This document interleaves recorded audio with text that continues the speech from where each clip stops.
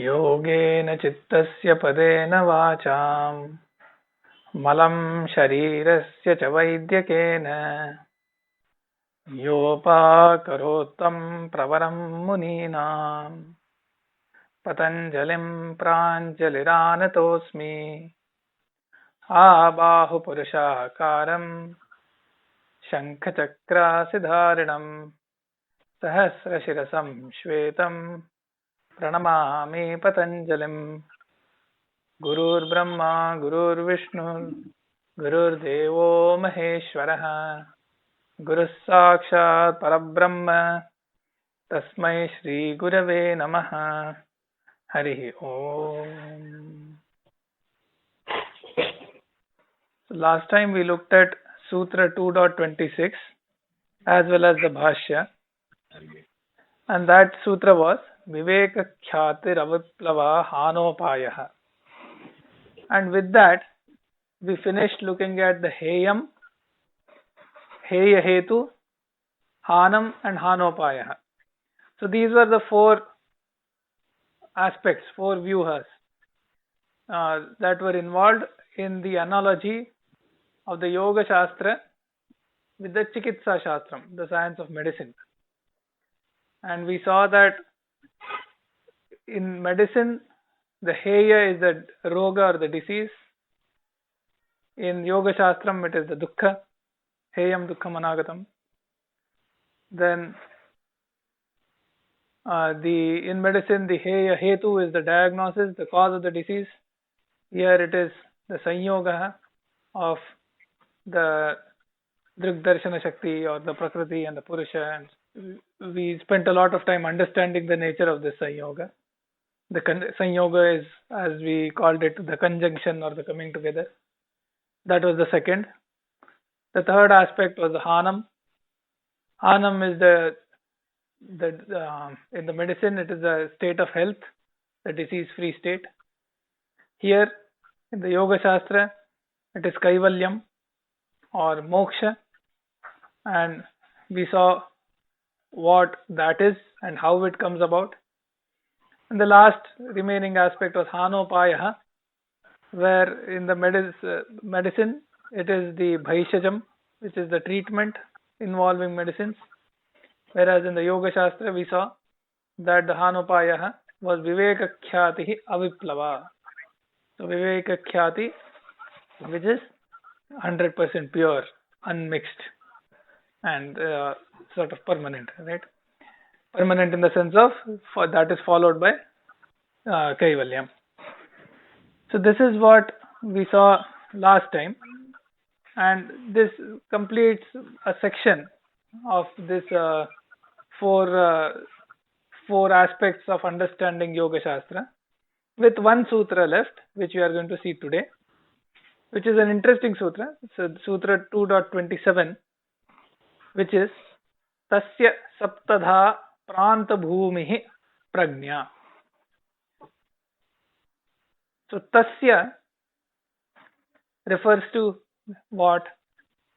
So by the context, Viveka Khyātir Aviplava Hanopayah Tasya Saptada Pranta Bhumihi Prajna, one could take it as Tasya refers to Hanopayah. Vyasa in the first sentence of his Bhashya will clarify that Tasya refers to the yogi who is having this Aviplava Viveka Khyāti. In some sense, we can take it as either. It lends the same meaning. So that is Tasya,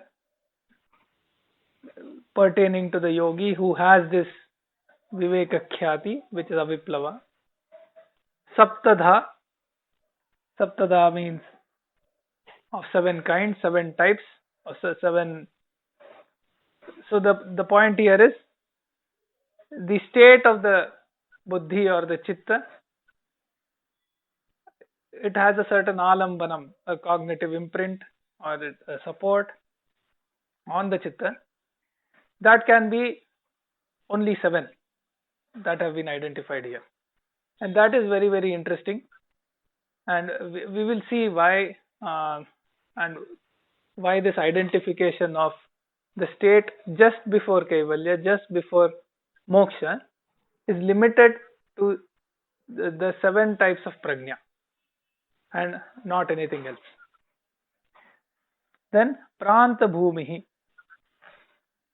Pranta bhumihi means प्रकृष्टः अन्तः यस्य सः प्रान्तः. प्रान्तः भूमिः, प्रान्ता भूमिः यस्याः सा प्रान्तभूमिः. So the pranta refers to kind of a zenith. The bhumi is the ground or the foundation. Having reached its zenith, the one who has that bhumi as a zenith, that kind of prajna. So there are these, all of these 7 are of the nature of being a pranta bhumi, and that is the prajna at that time. And if you remember, towards the end of the first chapter, in the second last sutra also, it says Ritambara Tatra Prajna. So that Ritambara Prajna there was followed by Tasyapi Nirodhe. So even that Ritambara Prajna, once that also undergoes a Nirodha, undergoes a so-called quote-unquote restraint, there it was said there is a Nirbija Samadhi, which means that is followed by Asamprajnata Samadhi, which is followed in this case with the Aviplava Viveka Khyati. It will, as we saw, that removes the bandha or the bondage, and that invariably leads to Kaivalya. So there is a link between what is described towards the end of the first chapter and what we are seeing here. And that is what is being said. The prajna at that point, at the Aviplava Viveka Khyati, the state of the chitta is what is being described here. The other thing to look at is, in the first chapter also we saw the journey of the yogi who was a Uttamadhikari right to the point of the Nirbija Samadhi, and that we saw in some sense more from a subjective angle, because we saw the chitta, the samskara, and the different types of samskara, the samapatti and so on. Here we saw it a little bit from the outside, in the sense of we looked at the prakriti and the purusha and the sanyoga, and so it is like looking at that phenomenon a little more, explaining it from the outside, so to speak.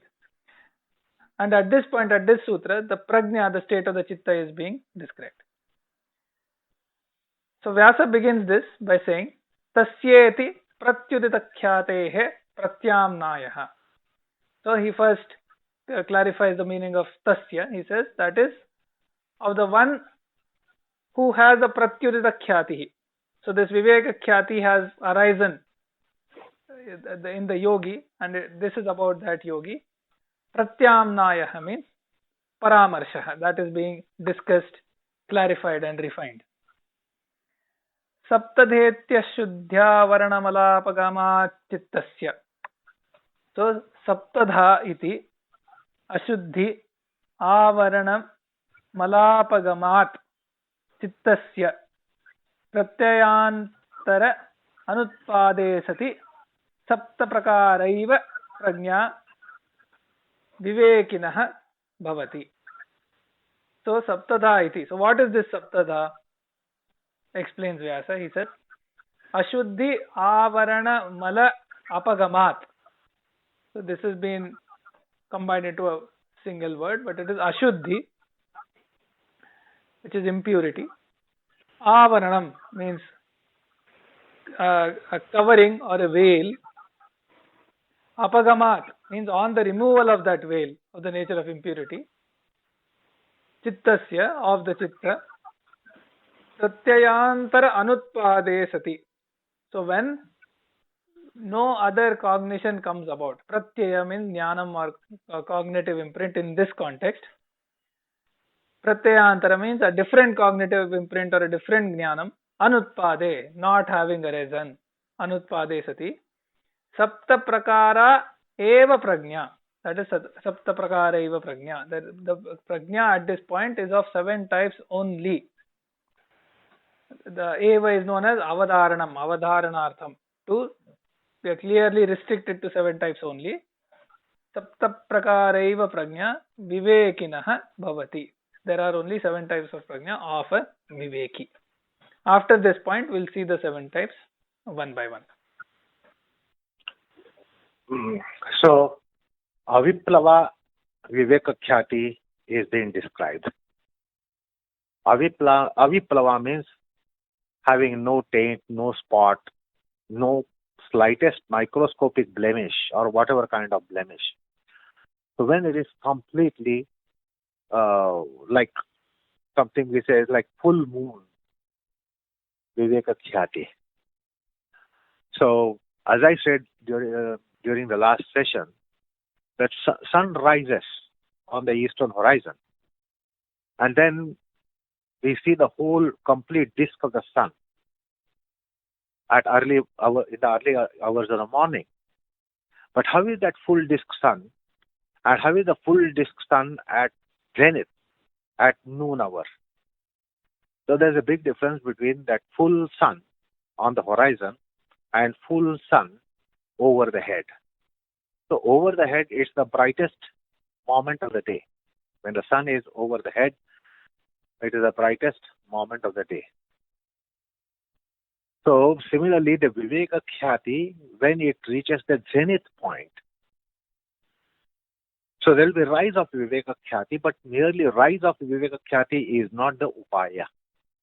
But then that Viveka Khyati must come to zenith point, like the sun coming to zenith point. Then it becomes aviplava. Then it has no limitations, no deficiencies, no shortcomings, no spots on it. So it is full bloom Viveka Khyati, like Viveka Khyati at the zenith for a yogi. Now it is saptadha. It is seven cornered kind of Viveka Khyati. Like we say, pentagon having 8 corners. This is something like septagon. There are 7 corners. Now these 7 corners, how they are? Pranta bhumi, prakarshena antaha. So they reach the culminating point in those 7 corners of Viveka Khyati. So for us, Viveka Khyati is one thing. What is it? Sattva Purusha Anyata Khyati. So we think it is one thing.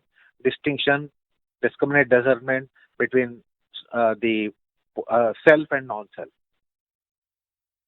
But when it is Aviplava Viveka Khyati, there it is seen that there are 7 corners reaching the acme point, whereafter there is no further evolution possible or needed, completely accomplished.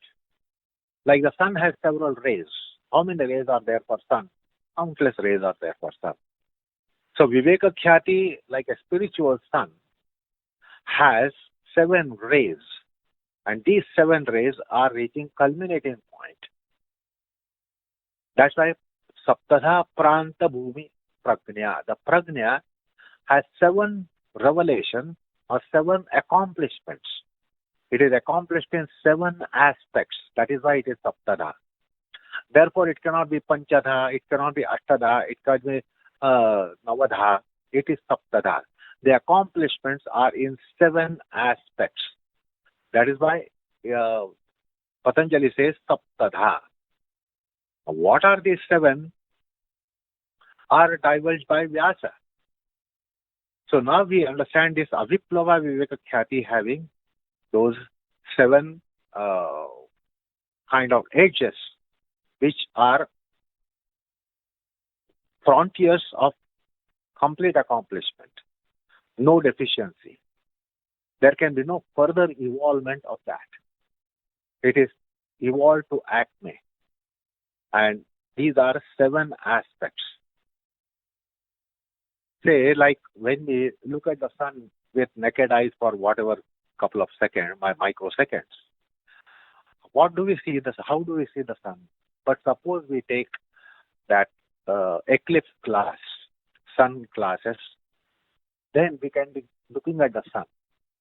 When we look at the sun, then we can see the sun altogether different during eclipse, because we are able to look at the sun for a duration, a longer duration than with naked eyes. If we try to look at with naked eyes, we will be going blind. And therefore, with that glass, when we look at the sun, we see how the sun is, the enormous velocity with which there are rotations taking place, something going round and round and round and round and round in the sun. Now, this is not visible to us when we try to look at with naked eyes. It's just a bright, very luminous, blinding luminosity is there. But when we use the eclipse glass, then we see the movements in the sun. So similarly, now this Viveka Khyati, we will only know theoretically what it is only discrimination. But now, like sun seen through with a glass, dark glass, photographic glass, which gives us different vision about the sun, which we know that it's not just something that is giving light, but there is enormous movement taking place in the sun. The body of the sun, gaseous body of the sun, we see the movements. So now this Aviplava Viveka Khyati is divulging us like the sun diverged with a dark glass. Then we can see the sun for a longer time. And we can see how the sun is.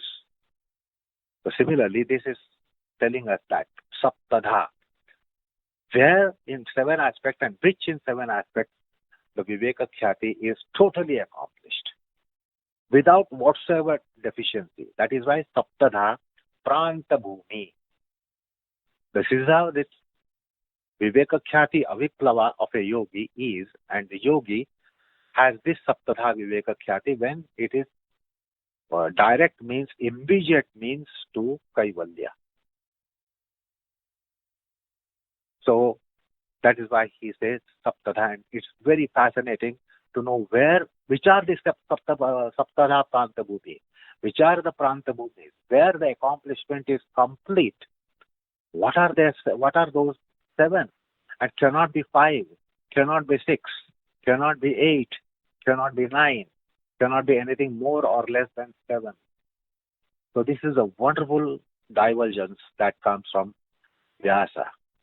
So let us see what are these Saptadha Pranta Bhumi, what are the 7 corners of Viveka Khyati, which is Aviplava, and which has reached culminate stage at my positions. So that will be fascinating to see the Saptadha Pranta Bhumi. Okay. So Vyasa continues. It says Tadyatha, and here we see the first. Parignatam heyam nasya punah parigneyam asti. Means the heyam is fully known and understood. And nasya punah parigneyam asti. And here on, there is nothing more to be known about the heyam. Which means the heyam, which we know as dukkha or samsara or prapancha, this whole world, the nature of that is known, and there is after this point it is not a object of knowledge anymore. There is nothing to be known about it, there is no need to know about it, there is nothing further to be known about it.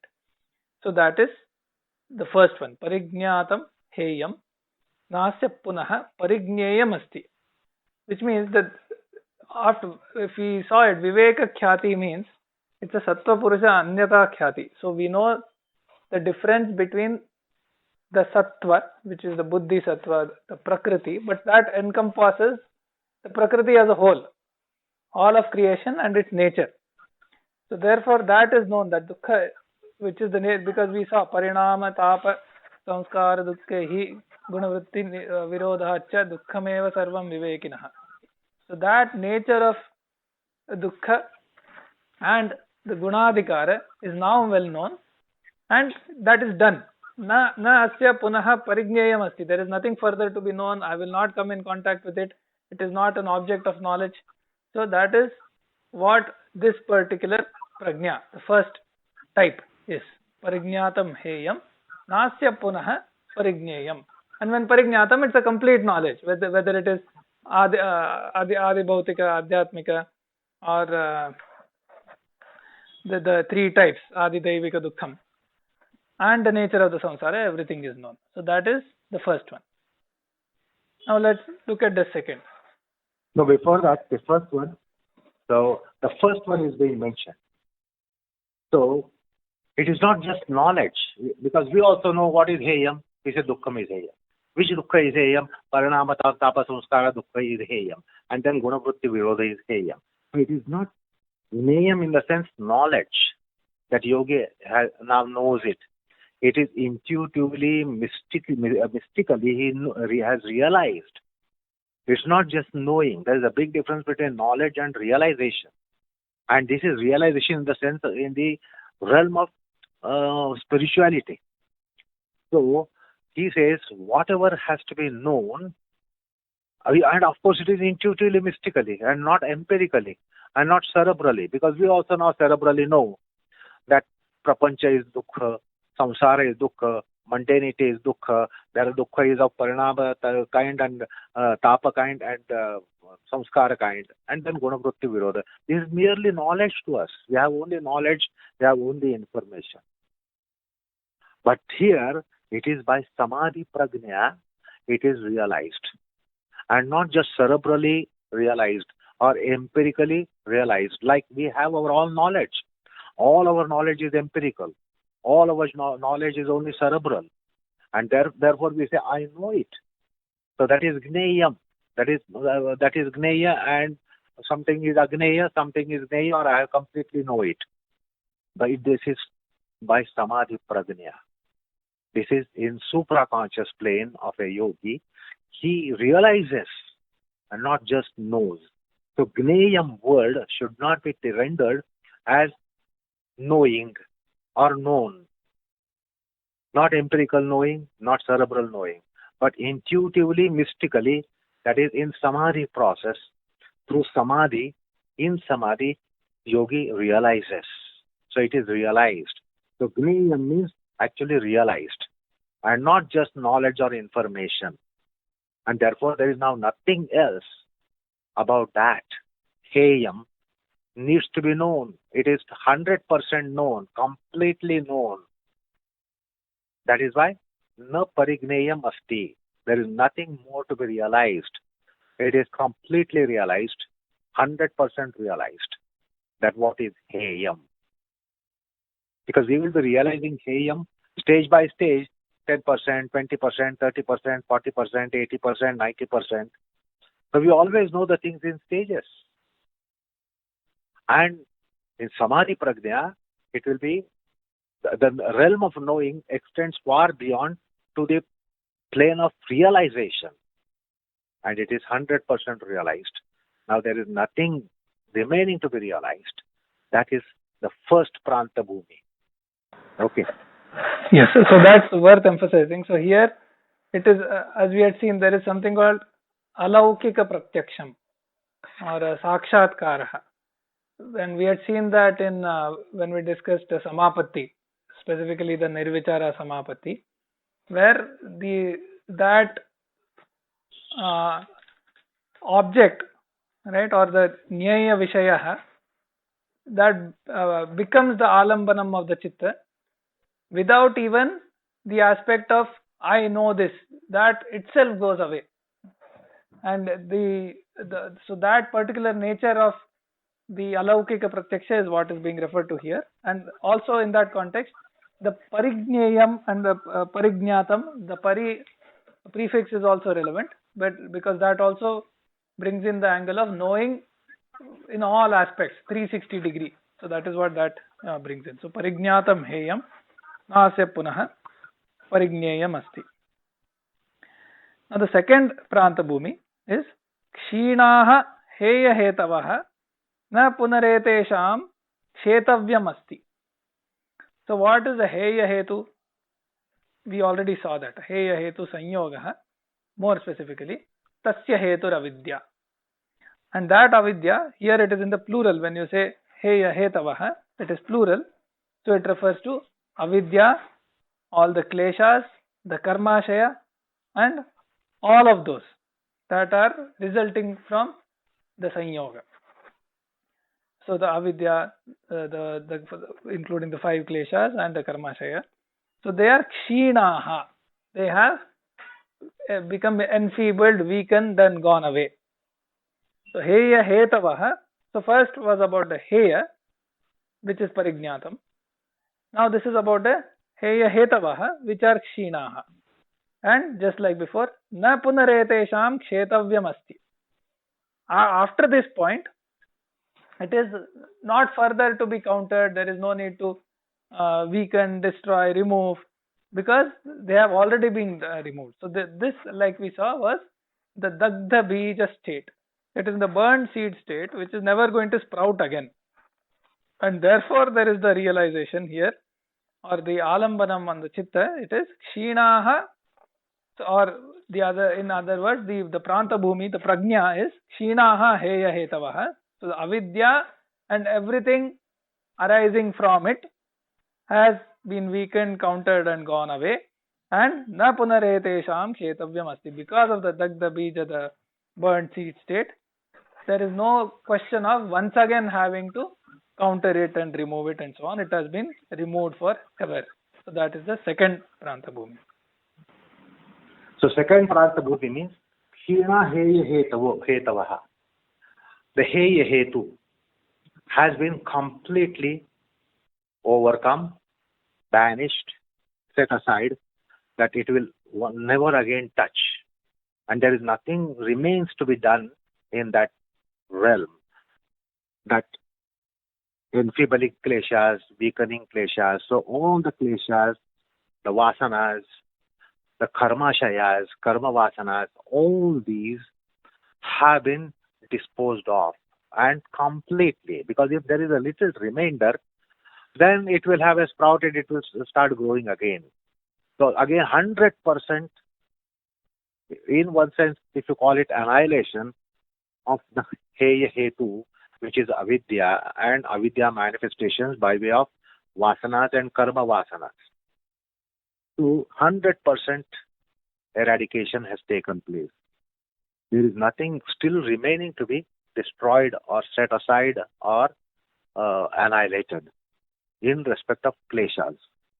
So that is the second pranta bhumi. Now, if there is nothing to be done hereafter, then you can understand that state. If something is remaining in our endeavor, then we try to continue endeavor and we try to attain that as well. Now there is nothing to be continued. 100% it has been taken care of. Care of what? Heya hetu. Heya hetu is what? The avidya, that is, avidya is a vasana. And all kinds of vasanas, sharira vasana, karma vasana, manasik vasana, any kind of vasana, they are now being totally set aside. They have been weakened. Kshina. They have become weak so that they cannot again have any potentials to be interfering in yogi's life. So that is the second pranta bhumi. Okay. The third one, as Vyasa says, he says, Sakshat Kritam Nirodha Samadhina Hanam. So Sakshat Kritam means I have received a direct perception, the alaukika pratyaksha that I talked about. And this direct perception, it is alaukika because it is not coming from the indriyas. It is not coming from any of the sense organs. It is a direct realization, a direct cognitive imprint arising in the chitta or the buddhi. Sakshat Kritam Nirodha Samadhina. So how was that done? By the Nirodha Samadhi. By we have seen this again, Virama Pratyabhyasa Purvaha and so on, by applying, it starts with the Vritti Nirodha pertaining to Raja and Tamo Guna, and then the Sattva is shining, and further there is Virama Pratyabhyasa that has to happen, where even the pure, the Sattvic Purusha Khyati that there is an abhyasa of removing that alambanam also, alambana nirakaranam. So that is virama pratyaya abhyasa purvaha or abhyasaha. So by that samadhi, nirodha samadhi, by that sakshat kritam hanam. What is hanam? We saw hanam is essentially kaivalyam. So it is not to say that I have attained kaivalyam, but I have attained a realization of what the state of kaivalyam means, because the viveka khyati aviplava has been attained. The difference between the gunas or the prakriti and the purusha has been attained, and furthermore, because of the nirodha samadhi, which is the further removal of even that state of purusha khyati or the viveka khyati, which is a state of asampragnata samadhi, which has to be followed by the virama pratyaya abhyasaha, which generates samskaras which counter even the samskaras of the sampragnata samadhi. So those are the nirodha samadhi samskaras. So that abhyasa is also a sequential process. It is not something that happens in one go. As part of that abhyasa, there is a sakshatkara that has happened. The sakshatkara of the state of kaivalyam, where there is a alaukika pratyaksha or a realization of what the state of kaivalyam will be like, even though the kaivalyam has not been attained at this state. And how did that sakshatkara arise? Because the nirodha samadhi brings in a state where the alambanam of the chitta goes away. So it is almost as though how it will be when the chitta itself will dissolve back into prakriti, and what is the state of kaivalya, what is the state of hanam, that realization comes to the yogi. So this is slightly subtle and nuanced as a pranta bhumi that has to be carefully understood. But that is what it means when it says sakshat kritam nirodha samadhina hanam.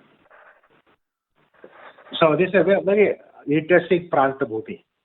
You see, when you are going to a place for the first time, you are going to a foreign land for the first time, there are lots of anxieties, worries, enthusiasm, apprehensions, imaginations. So many things are there, and the mind is really vexed by all these feelings as to how my experience will be.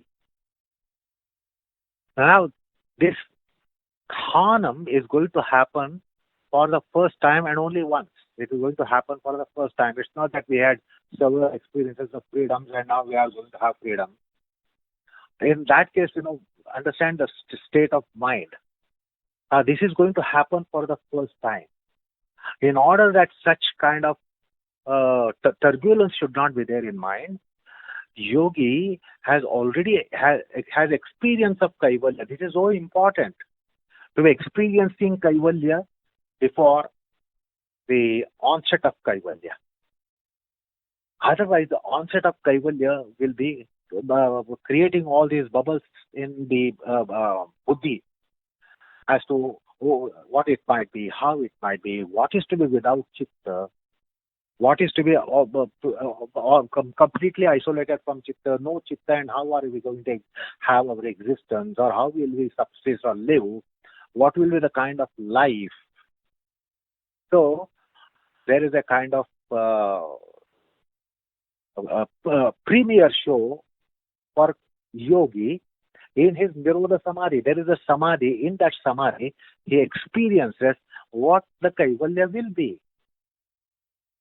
And therefore, having already experienced what Kaivalya is, in a kind of premier show, now the Kaivalya will be smooth. Whenever it comes up, it will be smooth. So it's a very, very interesting kind of divergence by Vyasa. Sakshat Kutam. That means yogi will have experienced Kaivalya before Kaivalya. And that too completely. It is like condition, like I am going to a foreign country for the first time. Now, I will not be able to have complete experience of my stay in that foreign country before going there, before stepping into the foreign land. I will not be able to have complete experience here, although I might look at some photographs and talk to people, their experiences, and some movie or whatever. Yet I will not have complete experience of my experience when I put my step into a foreign land. Here, such is not the case.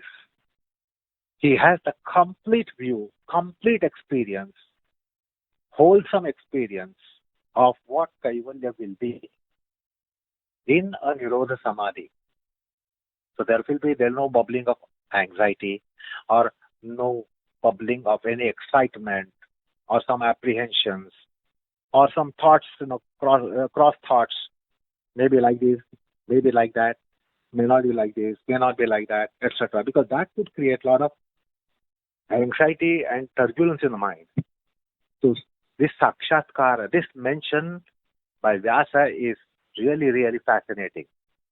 So Kaivalya is experienced before Kaivalya happens. This is so important. That too Pranta Bhumi, complete experience, total experience with no deficiency. So there is a ditto experience, complete experience of Kaivalya before Kaivalya.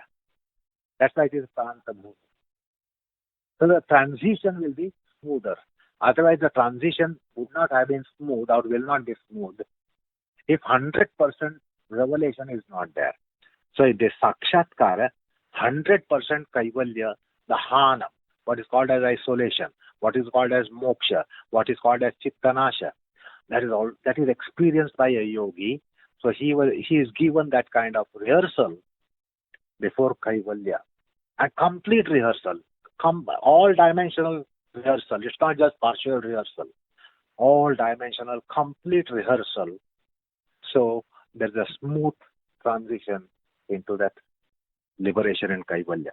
This revelation is so important. And therefore, Sakshatutam Nirodha Samadhina Hanam. Hanam has been already experienced before Hanam has happened. This is a marvel. And this is a very important marvel. And that too completely, Pranta Bhumi, Prakarshana Antahaya, Yasya Bhumi, that is Pranta Bhumi. So this is a very important corner. Out of 7 corners, there is a third corner. So yogi knows what Kaivalya will be. So there is no excitement, no apprehension, or no thought process triggered by imagination, etc. That is so important. So we are going to get liberation, or yogi is going to get liberation for first time.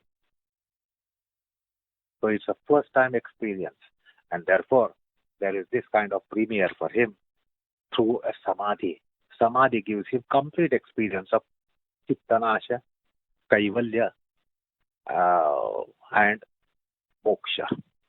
Okay. Then the fourth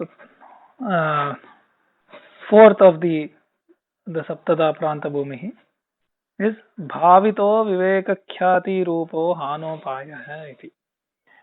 So the Hanopayah of the nature of the Vivekakhyati has been brought about. So that is the fourth prajna that clearly tells the yogi that the Aviplava Vivekakhyati, that which is the Hanopayah, that has come about. So this is essentially the fourth. And again, Vivekakhyati, as we know, Sattva Purushanyata Khyati, which complete knowledge of the Sattva, the Prakriti side of it, the complete knowledge of the Purusha side of it, and the complete knowledge of the distinction between the two, even between the very Shuddha Prakriti, as we have already discussed, so not going into detail, and the Purusha. There is an ocean of difference which the yogi has now realized directly, and that the prajna that comes about, that says bhavitaha, so it has already come about. What has come about? Vivekakhyati rupaha hanopayah. The hanopayah, the means of hanam, the means of moksha, means of kaivalya of the nature of the Vivekakhyati has come about. So that is the fourth of the prajnas. It is confirmation and reconfirmation of Hanopaya being accomplished, completely accomplished. So this confirmation, reconfirmation kind of thing is so important. Otherwise, if the confirmation, reconfirmation is not there, we have still some apprehensions and doubts. So he is going to enter that new plane of liberation, and which needs Hanopaya completely accomplished. And not only accomplished, but confirmed that it is accomplished, reconfirmed that it is accomplished. So this is like a passenger in an airport waiting at passenger's launch. All documents are checked, so it is confirmed. Now it's just boarding pass also is in hand. So he is just going to board the flight. That's all. So nothing, no anxiety. If there is something not completed, then there is anxiety. What will happen? So now this confirmation, reconfirmation that Hanopaya has been accomplished, totally accomplished. So this kind of reconfirmation, reconfirmation is what is mentioned here. Because this is the first ever journey. This is first ever journey from the plane of Bandha to realm of Kaivalya and Moksha. And therefore the fourth Prajna Pranta Bhumi, Avito Vivakshati Rupo Hanopaya iti. Avitaha. It is something like confirmation and reconfirmation. You don't again try to look into documents. Is everything done? Is everything accomplished? You don't look into it. So it is reconfirmed. That is so important for the mind. That is so important for the chitta, which is now about to get liberated. So that's the fourth Pranta Bhumi. See, very interesting kind of divergence which comes from Vyasa's commentary, which we will not be able to construe by just Sutra, Saptadha Pranta Bhumi Prajna. What are the Saptadha are being described, which is a valuable contribution of Vyasa. Okay. So he says, Esha Chatushtai Karya Vimuktihi Prajnayaha. So these four as a group, it is about the Karya Vimukti. So the Karya, or the whatever was doable, whatever was to be done, and whatever is the doing, the functioning of the Chitta, of the Buddhi, these four is about the Vimukti from that, the liberation from that, or the four things are about the release from any need of functioning. So that has gone away. So these four, the prajnas that we just discussed, are about that. They referred to the function of the chitta, and now in this state, the release from that functioning. There is no need to function. It will no longer function, because as we have seen, na punaha, we have seen that in the first two, and they are implicit in the next two. So this is about the release from that. And the next, chitta vimukti to trayi. So about the chitta vimukti, which means the chitta itself goes away. The very constitution of the chitta, which had come about from the evolution of the pradhana prakriti, the evolution through mahat, ahankara, and so on, and by a certain constitution of the gunas, the sattva, raja, tamo gunas, that itself, the chitta itself will go away and dissolve back into the prakriti, as we know and as we have seen, is what happens in this when there is kaivalyam. Now the next three, chitta vimuktistu trayi, the next three. Now out of those, the first, which is the fifth prajna, is charitadikara buddhi. So the buddhi's adhikara is done. There is nothing further to be done by the gunas that constitute the buddhi. So therefore, there is no adhikara, which means there is no reason to exist anymore. So that is because it has been accomplished. So that is the fifth prajna, that is charitadikara buddhi. So the first, the earlier four, were called karya vimukti. That means all that has to be done has been done. To be done by what? The chitta has to do all this. Chitta has to give this all revelations. The four revelations, four corners of Saptada, which the chitta has to give, which we have seen one by one. So therefore, now the chitta is completely accomplished in giving the means of Kaivalya, the process of Kaivalya, means of Kaivalya, and the revelations about Kaivalya. So when the revelation of Kaivalya also has been given, the Buddhi has nothing else to do. It has also shown the Kaivalya to yogi. It has also divulged and given the experience of Kaivalya to yogi.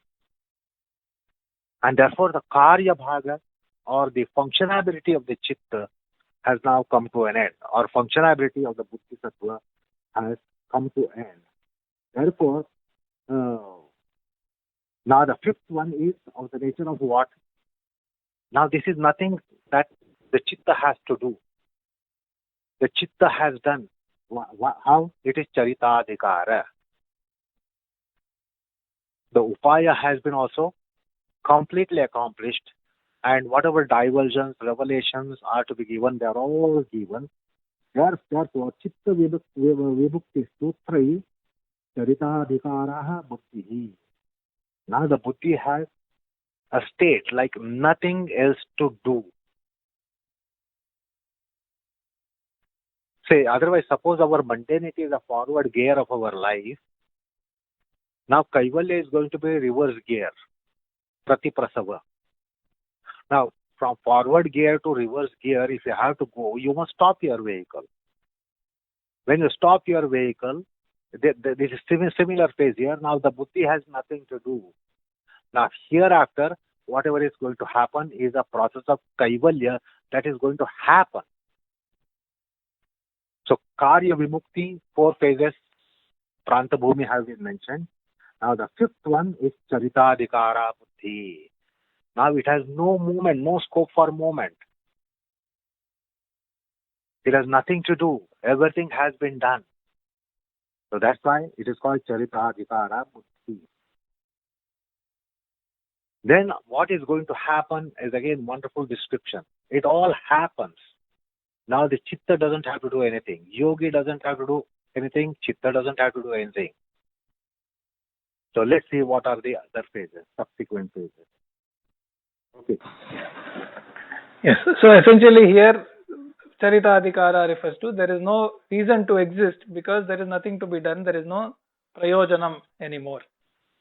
So now going to the sixth one, it says Guna, and this is also a very nice description of the prajna, also very picturesque in that sense. It says Guna, Girishikara Kutachyuta Iva Gravano Niravasthanaha Swakarane Pralayabhimukhaha Saha Tena Astam Gachanti Nacha Esham Pravilinanam Punarasti Utpadaha Prayojanabhavat. So the gunas are as though rocks or pebbles fallen off from the edge of the cliff down below without any niravasthana means niradharaha, without any support holding them. So they are tumbling down and falling off the edge of the cliff straight down below. Swakarane pralayabhimukhaha, back into their cause, because as we know in Satkaryavada in Sankhya, the things arise from a cause through transformation and go back to the cause. So they are facing pralayabhimukhaha. So they are facing their subsequent transformation back into the cause. Sahatena astam gachanti. Along with that, they go away and cease to exist. So the gunas have sort of fallen off the edge of the cliff back into their cause, and along with it, they are also going to go away and dissolve. Nachesham pravilinanam punarasti utpadaha. And these that have fallen off, they have gone away along with their samskaras, vasanas and everything else, and never is it going to arise again. Why? Prayojana bhavat. Because there is no prayojanam, there is no purpose, there is no purushartha. Because the Purusha has attained Kaivalyam.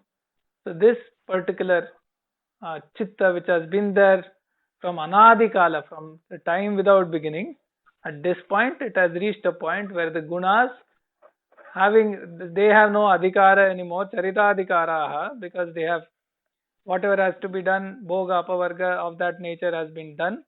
There is no further prayojanam, there is no further reason to exist, so they fall off and fall down back into their cause to attain the laya back into the prakriti.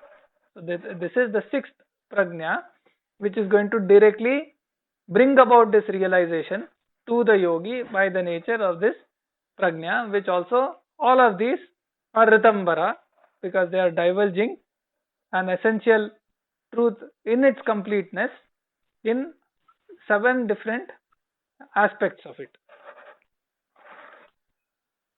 So this is indeed very picturesque, as just now Sri had told you, description of the happenings. This is like Guna, Girishikha Tatachyuta. See, this is like a boulder on the edge of the cliff, just now as she has explained to you. Now, once it is at the edge of the cliff and then it slips from there, it's going to come right down. It will be not obstructed because it's a cliff, and it's going to come right down to ground level at the bottom, at the foothills of the mountain. Now, when such a huge boulder comes down, reels down, falls off the cliff, edge of the cliff, there is no way it will be replaced back again. So it remains where it has reached now.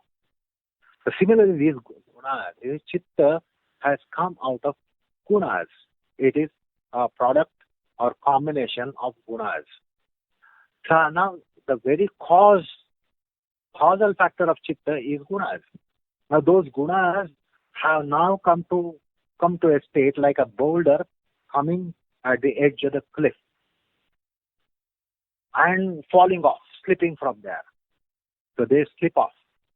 And when they slip off, they are going to go right to the bottom, which is their Mula Prakriti, the cause. What is at the base of the mountain or hill is the what we call as foothill. So it is going to get merged into Pradhana, Mula Prakriti. And once it reaches there is no chance that it is going to get back. Like in case of a boulder which has fallen off the cliff, there is no way that the huge boulder will get back there again.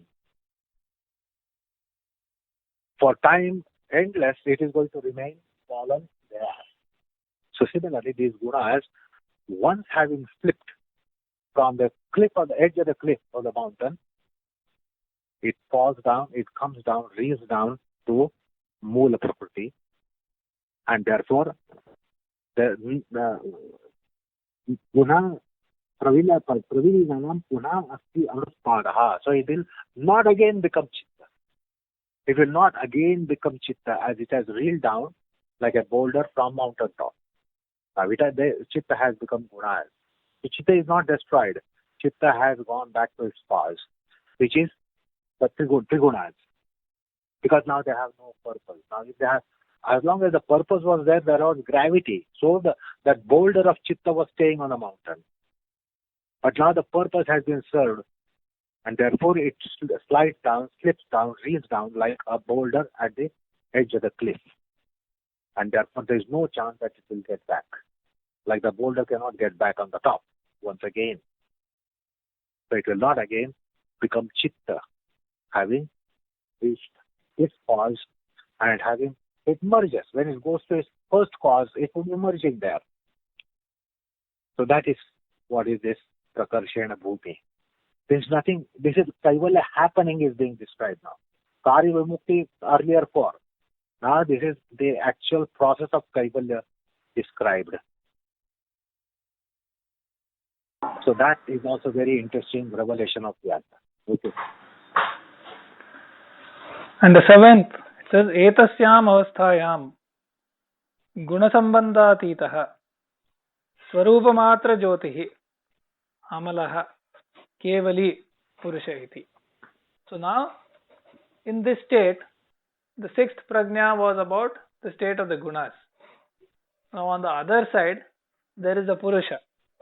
And in this state, etasyam avasthayam, Gunasambandhatitah, because the Purusha has no more any relation with the gunas. The sanyoga has gone off, the gunas have fallen off. So the Gunasambandhatitah, he is beyond any conjunction, relation with the gunas. Swarupamatra Jyotihi. So what is his nature? There is Swarupamatra, because it is the Purusha in its own form. There is nothing else. And it is a Jyoti, Prakashamayam. So Swarupamatra Jyotihi Amalaha, completely pure, without any blemish. Kevali, fully isolated, not mixed with anything else. Kevali Purusha iti. So etasyam avasthayam, this is the seventh, in this state, the Gunasambandhatitah, beyond any conjunction relationship with the gunas, Swarupamatra Jyotihi, shining in its own form, the Purusha is Amalaha, completely pure without any impurity. Kevali, by himself, entirely by himself, by itself, is the Purusha. So that is the seventh of the Pranta Bhumis, of the Prajnas. So when the gunas have reeled down and merged into primordial matter, now this Purusha, Gunasambandhatitah. Now that the Gunasambandha, relationship, contact, association, affiliation, or gravity for gunas is totally gone. It's not there. And then the Purusha shines in his own pristine glory, which is of the nature of Jyoti, is light only. And that too Amalaha. The light is completely shining, its own light is shining with no other impact on it or no other covering of it, no other blemish on it. Amalaha, and therefore it is Kevalavastha, is Kevali, totally isolated from any contact of Prakriti, absolutely. That is why Kevali. That is the final seventh Pranta Bhumi. You see how beautifully he has described with analogies, and the very process of Kaivalya also it is included here. The process of Kaivalya, Patanjali will be also diverging towards the end of this fourth chapter. But here he has given a short kind of resume of the process of Kaivalya. So that's why they are Saptadha. And therefore there is no Ashtadha. You can't bring in 8 factor here, which is not circumscribed by Aviplava Vivekathyati. Nor it is 5, that would be deficiency. Nor 6, it would be deficiency. Less than 6 is not accomplished. More than 8 is not possible. That is why Saptadha Pranta Bhumi. Okay. So having seen the 7 Prajnas, I think we'll stop here, and so that we have enough time for the last concluding lines, which we'll see in the next session, and also some background on this particular sutra related context before we move on to the next one, where the yoga angas will begin, the Ashtanga yoga, that will begin with the next sutra. So we'll stop here, continue on this same sutra a little bit in the next session, then move on to the sutra number 28. Okay. So let's recite the shlokas and Guruji and stop for today. Vaijñānikam pravaktritva asaneshu kalavidam yogabhyase cha tattvajñam vandeham sundaram gurum yoga vruksho hi lokesmin yat preranena vardhitah Yogacharya Guru Tubhyam Sundaraya Namo Namaha. Thank you.